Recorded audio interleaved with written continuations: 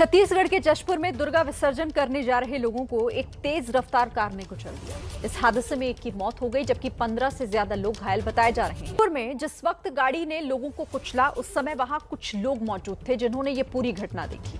संवाददाता ज्ञानेंद्र ने ऐसे ही कुछ लोगों से बात की है, आप एक रिपोर्ट देखिए।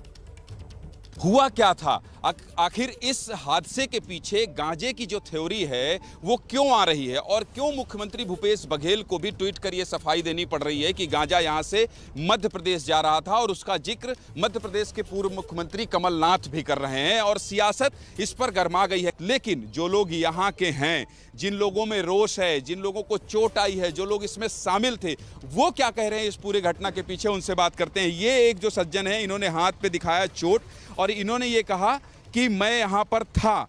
आप थे तो आपको कैसे चोट आई? गाड़ी हमारे बगल से गुजरी और मैं गिर गया। गांजे से भरी हुई गाड़ी इधर से आ रही थी और हमारे बगल से सटते हुए निकली है। अच्छा, कितने लोग? हम लोग तो जुलूस में कम से कम 200-300 आदमी थे। अच्छा, ये बताइए कि जिस तरह से बात की जा रही है कि गांजे की तस्करी होती है और हमेशा यहाँ इस तरह से आते जाते लोग हैं, क्या सच्चाई है? आप लोग तो यहीं के लोग हैं। सच्चाई यही है कि गाड़ियाँ हमेशा पुलिस वाले बॉर्डर से पहले रोक दिया करते हैं जब भी ये दुर्गा पूजा की जो आयोजन होते हैं उसमें। लेकिन ये बाकायदा यहाँ के एक एसआई हैं के साहू जी 2 गाड़ियों को स्पेशल बाहर निकलवा रहे थे जो लोकल थी, उनके पीछे पीछे वो गाड़ियाँ थी। वो गाड़ियों को हम साइड करवा रहे थे, इसलिए वो लेफ्ट साइड से वो गाड़ी निकली है जिसमें गांजा लोड बताया जा रहा था। लेकिन बाद में पता चला कि उसमें गांजा था और इसमें जो है लेफ्ट साइड से गाड़ी निकली है। अगर वो गाड़ी बीच में आती तो और ज़्यादा हताहत होते लोग बाग, समिति के सारे सदस्य इसमें हताहत होते। अच्छा, ये बताइए, जैसा कि आप लोग कह रहे हैं, आप लोग ज़्यादा समझते हैं, स्थानीय हैं, अगर पुलिस वाले उसको पार करा रहे हैं तो उसको डर किस बात का था? फिर वो भाग क्यों रहा था? पुलिस का संरक्षण अगर है तो? पुलिस का संरक्षण है, लेकिन ऐसे समय में आदमी रैली में ज़्यादा ध्यान देता है, इन गाड़ियों के ऊपर फोकस कम रहता है लोगों का। इसलिए वो सोचा कि इस रैली से निकाल दूंगा, नहीं तो बाहर पत्थलगांव से निकलने के कई रास्ते हैं और हो सकता है कि ये पत्थलगांव में गांजा खपाने के लिए मंगाया गया था। ये हो सकता है, ये जांच में पता चल जाएगा कि कहां से ये गांजा आया और कहां जा रहा था। ये कह रहे हैं कि पत्थलगांव में गांजा खपाने की बात है, तो क्या पत्थलगांव का था? जैसा कि बताया जा रहा है कि मध्य प्रदेश की गाड़ी थी, सिंगरौली के आरोपी थे। आपको क्या जानकारी है, चूंकि आप भी? सुनने में तो ऐसा ही आ रहा है कि पत्थलगांव में गांजा खपने वाला था ये, और सबकी मिली भगत में ये गांजा पत्थलगांव में ही खपता। ये पूरी जानकारी है और हर बार की तरह इस बार भी गांजा पत्थलगांव का ही था, ऐसा मालूम हो रहा है। मतलब गांजा यहीं का ऐसा मालूम हो रहा है, कंफर्म नहीं बोला जा सकता, लेकिन गांजा गांव में ही खपता है। गांजा बहुत बड़ी मात्रा में आता है। यहाँ 1-2 ब्रोकर हैं जो पॉकेट में लेके अपनी छोटी छोटी बुढ़िया बना के घुमा जाता है उनके द्वारा, और पुलिस का पूरा संरक्षण प्राप्त है उनको, उनके द्वारा ही ये काम किया जाता है।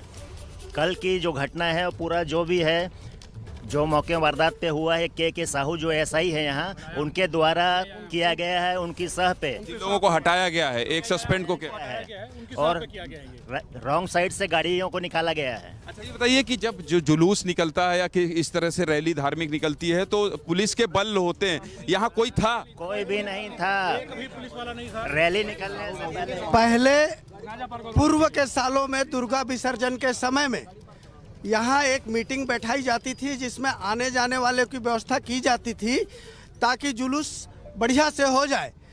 पहले के सालों में ये होता था कि 6 घंटे पहले 6 किलोमीटर पीछे भारी वाहनों को घुसने नहीं दिया जाता था, लेकिन इस साल इस तरह की कोई व्यवस्था नहीं थी, जो पुलिस वालों की पूरी लापरवाही है। अच्छा, मतलब पुलिस के कोई लोग यहाँ नहीं? कोई नहीं थे, एक बंदा खाली के साहू जी थे, बस वही गाड़ी पार करवा रहे थे। उन्हीं का पूरा दोष है, उन्हीं के कारण ऐसा हुआ है। ये उनके ऊपर धारा 302 लगनी चाहिए। छत्तीसगढ़ में जशपुर के पत्थलगांव में घटना हुई थी, तब वहां पर तनाव है। वहां लोगों में गुस्सा अभी भी। स्थानीय लोगों ने NH-43 को जाम कर दिया है। लोगों का यह आरोप है कि तस्करों को रोकने में पुलिस की नाकामी की वजह से यह हादसा हुआ। आप उन लोगों को सुन भी रहे थे। रैली में शामिल लोगों से बात की हमारे संवाददाता ने और उन्होंने बताया कि किस तरह से लोगों में अभी भी नाराजगी बनी हुई है। उनका कहना है कि पुलिस का संरक्षण इन्हें प्राप्त है, जिसकी वजह से ये घटना हुई। जशपुर के पत्थलगांव में कार से कुचलने की घटना के बाद पत्थलगांव में लोगों के अंदर आक्रोश है और आक्रोश इस कदर है कि कल घंटों बैठने के बाद, शव के साथ बैठने के बाद, आज फिर देखिए पत्थलगांव में जो यहाँ के तमाम स्थानीय लोग हैं उन्होंने NH-43 जाम कर रखा है और लोगों में गुस्सा है। गुस्सा किस बात को लेकर है वो भी आपको बताएंगे, लोगों से बात करके दिखाएंगे, समझाएंगे। कि इस पूरे प्रकरण के पीछे गांजे की तस्करी की बात आ रही है और इसीलिए जो है इलाके के लोग वो गुस्से में हैं। और आप देख सकते हैं यहाँ पर इस तरह से देखिए गाड़ियों को कैसे ये देखिए यहाँ पे हालात थोड़ी तनावपूर्ण बन रहे हैं क्योंकि कि देखिए आप वहाँ बैरिकेटिंग जो है वो खुद लगा रहे हैं, बैरिकेड जो है वो खुद लगा रहे हैं। और जो स्थानीय लोग हैं उनमें इतना गुस्सा है कि आप देखिए बस को लगा दिया गया है यहाँ पर NH43 का ये जो चौराहा है उसे, और गाड़ियों को वापस किया जा रहा है। तो कुल मिलाकर बसों को यहाँ खड़े करके और खड़ा करने के बाद जो लोग आ रहे हैं जा रहे हैं उन्हें यहाँ से वापस भेजा जा रहा है। और इस बात को लेकर गुस्सा है कि इस तरह की गांजे की तस्करी आखिर क्यों खुलेआम हो रही है। मुख्यमंत्री भूपेश बघेल ने हालांकि 50 लाख रुपए देने का ऐलान किया है, लेकिन ये देखिए स्थानीय है, ये कुछ कहना चाह रहे हैं। जी क्या कर रहे हैं? यहाँ से उड़ीसा और झारखंड का बॉर्डर लगा हुआ है ना, ज़्यादा दूरी पे नहीं है, 75 किलोमीटर पे उड़ीसा का बॉर्डर चालू हो जाता है, वहीं से गांजे की तस्करी होती है। प्रशासन को सारी बात मालूम रहती है, जहाँ से माल मिलता है उनकी गाड़ी को छोड़ दिया जाता है, जहाँ से माल नहीं मिलता 2 गाड़ी को शो कर दिया जाता है कि हमने गांजे की तस्करी को पकड़ा है। लेकिन गांजे की तस्करी लगातार हो रही है हमारे यहाँ। तो ये पूरा जो करवा रहा है पूरा असीम मोबाइल वाला पूरा असीम मोबाइल वाला ही करवा रहा है। प्रशासन ही है जो कुछ करवा रहा है, उसी के अंडर में काम हो रहा है, बाकी और कोई नहीं। तो सुन रहे हैं आप लोगों को, लगातार हमारे संवाददाता उनसे बात कर रहे हैं, कह रहे हैं कि देखिए सारी मिली भगत है, प्रशासन को एक एक बात की खबर होती है लेकिन कोई कार्रवाई यहाँ पर सही वक्त पर नहीं होती।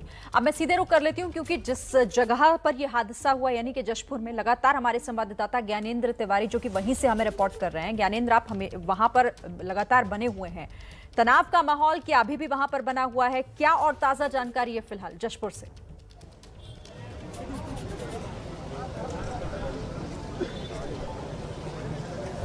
शरीन, जो हमने रिपोर्ट दिखाई उसमें कुछ खास बदला नहीं है। अगर बदला है तो ये कि अब सड़क पर लोगों ने चटाई बिछा ली है और चटाई बिछाकर अब यहीं बैठ गए हैं। पुलिस और प्रशासन के लोग ये कोशिश कर रहे हैं कि इन्हें उठाएं, इन्हें समझाएं, लेकिन इनकी जो मांग है, क्योंकि एबीपी न्यूज़ ने अभी कुछ देर पहले उस युवक के परिजनों से भी बात की जिसकी इस घटना में मौत हो गई है। 21 नवंबर को उसके बहन की शादी थी, इसलिए और ज़्यादा गमगीन है घर में माहौल। और कमाने वाले, दरअसल उनके पिता की मौत 5 साल पहले ही हो गई थी, 2 भाई थे जिनका व्यवसाय था। तो लोगों में जिस व्यक्ति की, गौरव अग्रवाल की मौत हुई है, उसको लेकर कहते हैं पत्थल गांव में उसे बहुत चहेता था, लोग मानते थे, इसलिए भी सब लोग जुड़ के देख रहे हैं। हालांकि मुख्यमंत्री भूपेश बघेल ने 50 लाख के मुआवजे का ऐलान किया है, लेकिन लोगों की नाराजगी इस बात को लेकर है कि अगर उत्तर प्रदेश के लखीमपुर खीरी में आप जाकर 50 लाख देते हैं तो ये तो आपके अपने हैं, इनको 1 करोड़ की मुआवजा की राशि क्यों नहीं दी जा रही है। इसके साथ ही सरकारी नौकरी की मांग की जा रही है। तो बार बार स्थानीय लोगों में रोष इस बात को लेकर है कि गांजे की तस्करी प्रशासन और पुलिस की सह पर हो रही थी, तो फिर उन पुलिसकर्मियों के खिलाफ हत्या का मुकदमा दर्ज क्यों नहीं किया गया।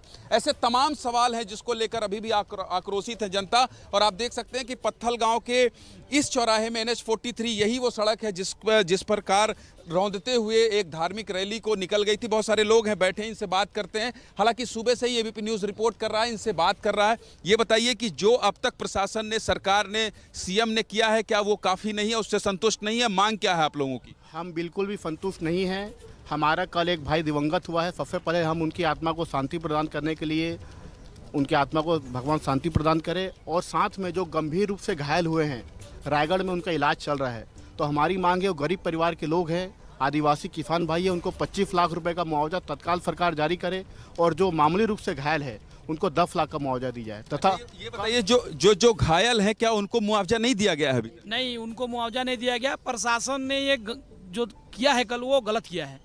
उनको भी मुआवजा मिलना चाहिए। गरीब थे वो लोग, नाचा पार्टी वाले थे, आते थे दुर्गा उत्सव में, निस्वार्थ रूप से वो लोग सेवा करते थे। अच्छा, मैं देख रहा हूँ पत्थल गांव में सुबह से बात कर रहा हूँ कि गांजे को लेकर आप लोग बहुत आक्रोशित हैं, बार बार नशीले पदार्थ, और कह रहे हैं कि पुलिस के सह पे, प्रशासन के सह पे। तो क्या हमेशा यहाँ से आना जाना इस तरह से होता? इसका कारण है, पत्थल गाँव जो है 3 राज्यों की सीमा यहाँ पर लगती है। समीपवर्ती राज्य जो झारखंड और उड़ीसा है वहाँ से उड़ीसा से गांजा की तस्करी होती है और पत्थलगांव होते हुए वो आगे की ओर जाती है और इसमें बहुत बड़े लोग शामिल हैं और जब तक प्रशासनिक और शासनिक लोगों का बेनकाब नहीं होते तब तक हमारा धरना प्रदर्शन जारी रहेगा। तो कुल मिलाकर अब बात देखिए इस घटना से बढ़ गई है और बात यहां आकर फंस गई है कि इसमें जो संलिप्त हैं इस गांजे की तस्करी में कार्रवाई उन तक होनी चाहिए, दोषियों को पकड़ा जाना चाहिए। जिसका जाना था वो तो चला गया। 18 साल का लड़का अगर किसी का चला जाए और पति की मौत पहले ही हो जाए तो उस पर दुख का पहाड़ तो टूट ही जाता है। शिरीन, जाहिर तौर पर देखिए इसी बात को लेकर वहां लोगों में गुस्सा बना हुआ है कि प्रशासन सब कुछ जानते बूझते अगर इस तरह की चीजें को होने वहां पर दे रहा है तो फिर आखिर इसके लिए जिम्मेदार है कौन। बहरहाल आपसे मैं फिर जुड़ूंगी आगे ज्ञानेंद्र, लेकिन फिलहाल आपका शुक्रिया इस बातचीत के लिए, वहां के हालात हम तक पहुंचाने के लिए।